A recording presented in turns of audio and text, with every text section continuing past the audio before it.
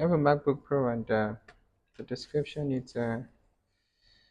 says Bluetooth and Wi-Fi, and it says hardware not detected. So this is an A2159. So usually when we have an issue with Bluetooth and Wi-Fi, what we want to do is we want to be able to isolate the issue, to differentiate between if the issue is software related or hardware related. And one of the quick way you can do that, and also when it comes to Wi-Fi, there are two things you need to understand. There is the part of the Wi-Fi itself, and then there is the part of the signal itself. So the antennas will play a role in terms of how strong your signal will be, but the Wi-Fi card will play a role in terms of having to the Wi-Fi card, as well as your board will play a role in terms of having to have network presence. So if you don't have, if for example, if you have an issue with, if it's a signal issue, then that will mean that when you're closer to the point of your network, you will be able to access your internet. But then when you're farther away, the signal becomes weak, then you have issues accessing the network. But in a situation where it says no hardware detected, that is not an issue with signal. That is an issue with your Wi-Fi itself not working. So now what we now want to do is we will usually we want to identify if the issue it's software related or hardware related, and the way we do that is by putting the machine into recovery. See. Okay, so we when you power on the machine, you hold the Alt key. So you want to see if the Wi-Fi is picked up here. So if it's a software issue, you should be able to have your Wi-Fi listed under here. So which is the way under your boot picker, you hold your Alt key. If it's a software issue, you should be able to pick up your Wi-Fi. The list of Wi-Fi is here. But if it's a hardware issue, you will not be able to pick it up here. So this is the way you can easily confirm if your issue is software related or hardware related. And also, instead of having to also boot the device to desktop and then and see if you have a Wi-Fi or not, this is also an easy way to confirm if you have a Wi-Fi on the machine or not. So let's see. And also the haptic feedback on this machine, it's a little yeah, the haptic feedback, it's not the way it should be. Anyway, let's see. Okay, so as you guys can see, we do not have any list of networks under our network options. So there's no list of our networks. So the next thing we want to do is we want to take the board out and then get an idea of what is happening here. And then, by the way, this is the Wi-Fi Wi-Fi on this device, the Wi-Fi card, it's embedded on the board. So we are hoping that the issue is not Wi-Fi itself. But yeah, we'll get to find that out after we take the board out. And also, as you guys know, if this was an issue of no power, I would not plug power directly to the machine until I have a better idea what state the board is in. But because this is not a case of a no power, that was why I didn't really bother about having to connect charger to it. So our back cover is out, and now we can disconnect disconnect our cable, power cable, and then okay, so also the battery was disconnected. Okay, I'm not sure why the battery cable was disconnected. I'm not sure why that is. So obviously I believe the machine has been assessed, which is why they indicated that the issue is not software but hardware. But then again, it's important that even though it's stated that way, you should also make sure you test it. So the next thing we're going to do is we will quickly going to take the board out and go over to the network the Wi-Fi circuitry. Let's quickly take the board out. And also I see that the device, the inside of the machine looks clean. So right from here, we do not see any sign that the device, there was any form of liquid ingress in the device, which is, I don't know if to say which is good, because anyway, let's take the board out and get to have an idea what's going on.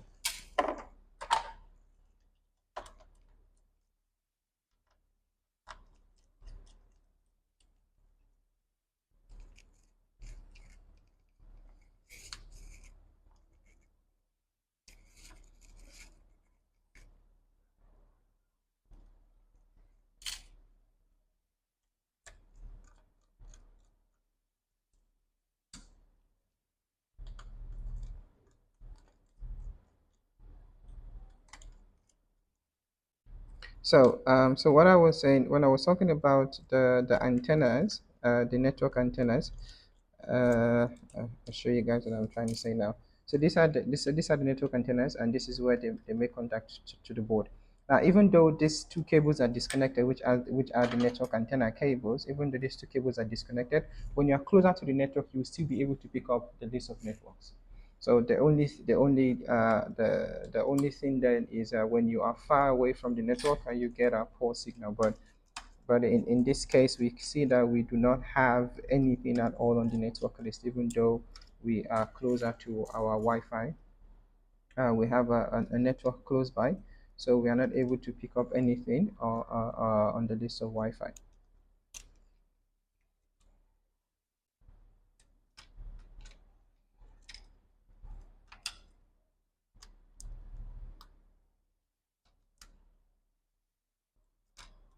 Okay, screws are all out.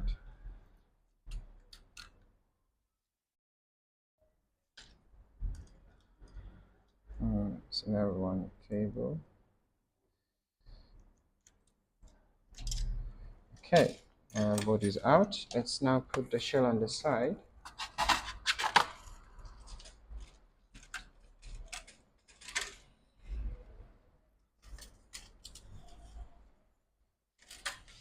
And this is the board number. It's where is our board number?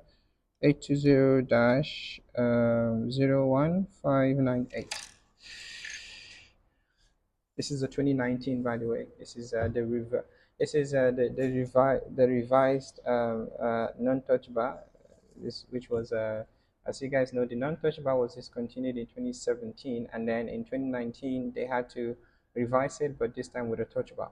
So this is the 2019 version of the non-touch bar. They also have a 2020 version of it, which is still which is Intel, and the board number it's 820 dash. This is the phone number here. I'm not sure if you guys can see it. It's quite faint, but it's 820-01598. 820-01598. Okay, let's type that in. 820-01598. 820-01598. Okay, so that's a 2019 to port touch bar. Okay, so this is going to be our Wi-Fi section of our Wi-Fi area, which is going to be U3701. So let us also go to the schematic and open that up. 019, is that the one? What was it again? 598. Okay, it is a 820-01-598. Okay, so let us open up. Let's go to the section of U3701. So U3701. Okay, so that's U3701. So here it says the summary description says Wi-Fi and Bluetooth module. So here it says Wi-Fi and Bluetooth module. So we see this is the chip itself, U3701, and then we have a Bluetooth serial flash here, and then we have a wireless serial EEPROM also here. Okay, now let's go to the area of U3701. Let's see what we have. See if we have anything that stands out to give away our issue. And then we are really hoping that this is not going to be an issue of the chip itself. Okay, let's do a bit of an inspection. Okay, that it's good. Okay, we see something. That's good. That's really good. So this is what I see. So here we see that U3701, which is going to be the ROM for our U3701. It's partially corroded. I'm not sure if you guys can see that. So we have can you see that? There's partial corrosion there. Can you see that? It's partially corroded. That is definitely our issue. That's definitely our issue. So what we're gonna do is we are gonna try to reuse the same chip, which is we will remove the chip and reuse the same one. We may not necessarily replace it. We can still replace it, but then it must be the same board number. But in this case, what we want to try to do is we try to reuse it, which is take it out, clean the chip itself, and clean the pad, and then try to reuse it.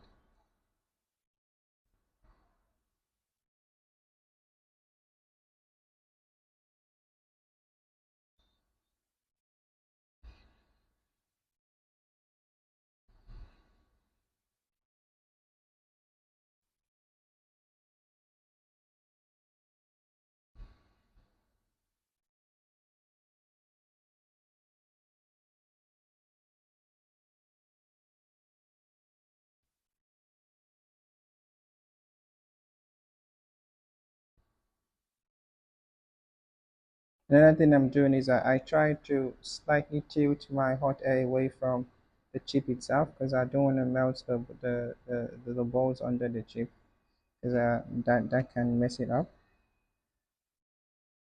I'm talking about the Wi-Fi module itself.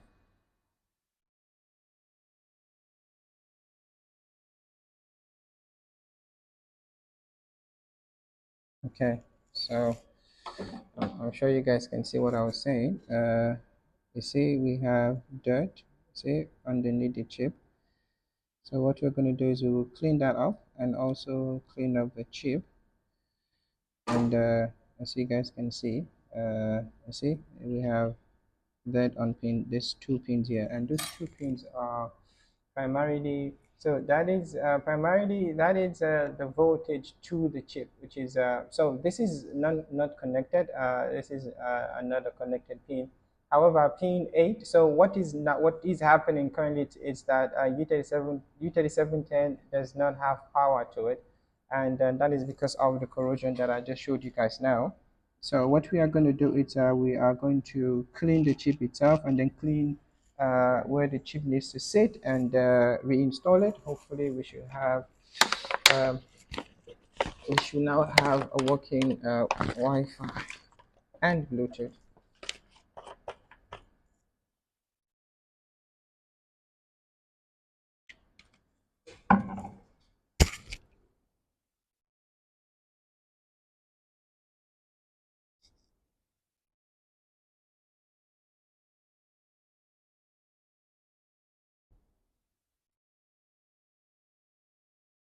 So we're not really interested in pin 7. The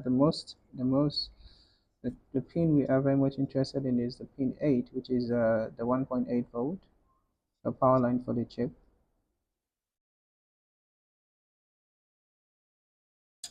And then also what we are saying, it's not that the chip itself is faulty, but that there is no communication because of that pad that is corroded. You now not getting communication, and then communication in terms of power to the chip is not present. So what we're going to do is we're going to try to clean that out and reuse the same chip, and that should get our Wi-Fi up and running.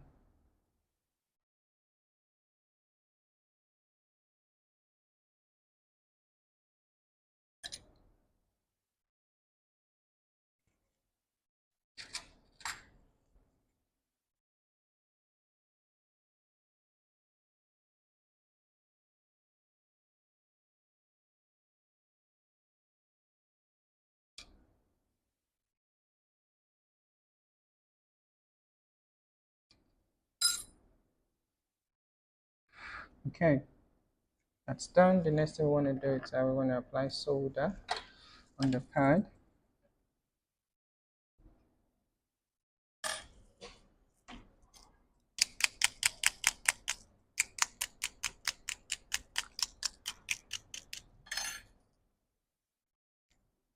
Yes. Okay.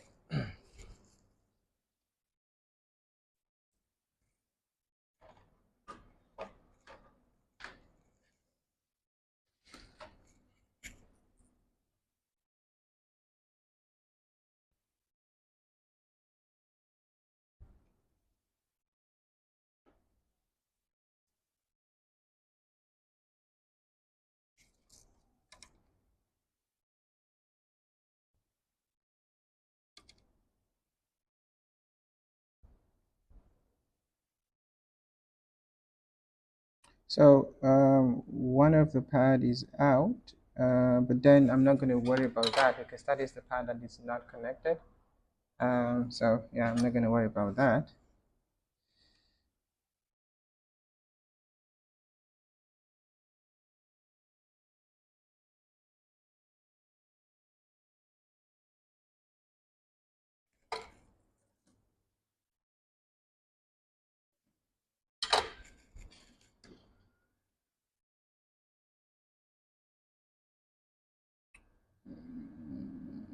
Always be sure to get your orientation right.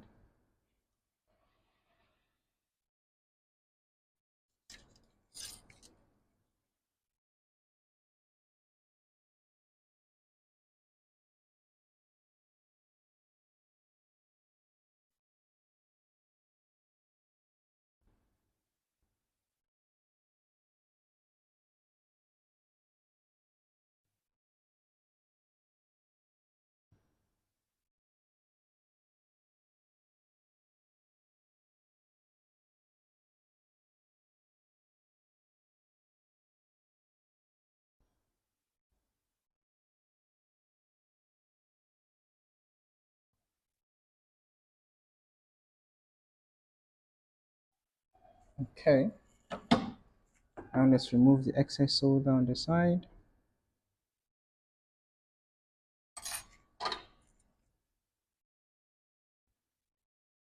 Okay, now let's clean that section of the board.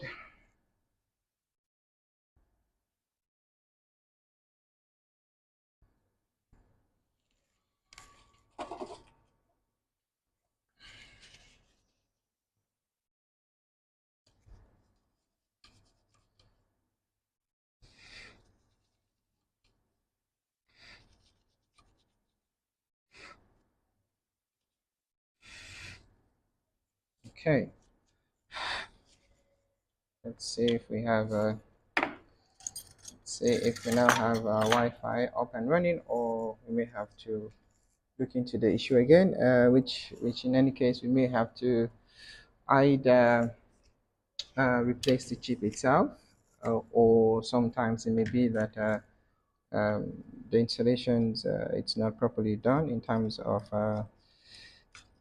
communications on the pins are not taking place. Proper communications not taking place, and in that state, you will still not have the Wi-Fi working.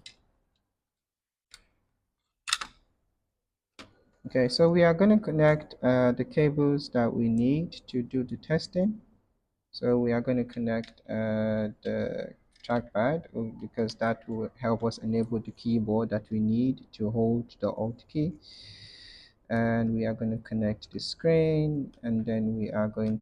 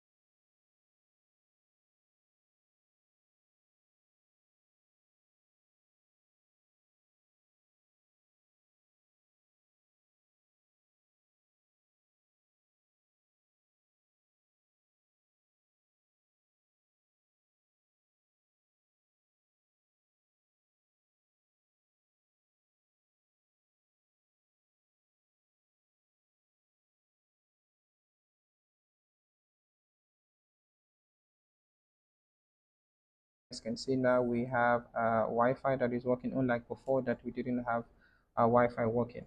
So let us basically walk back what this was about and what you had to do.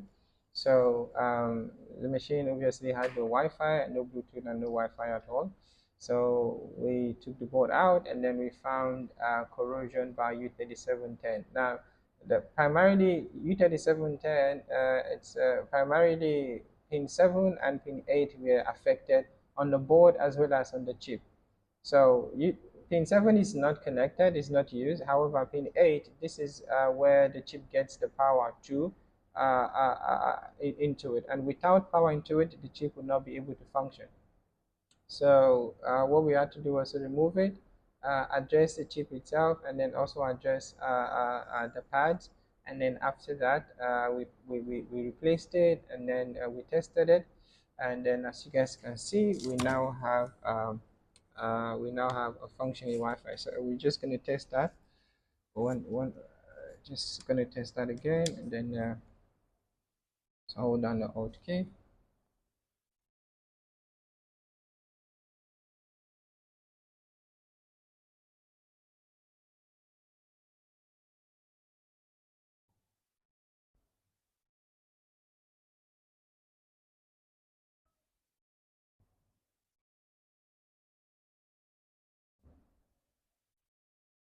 Okay, so you guys can see now we have a working Wi-Fi.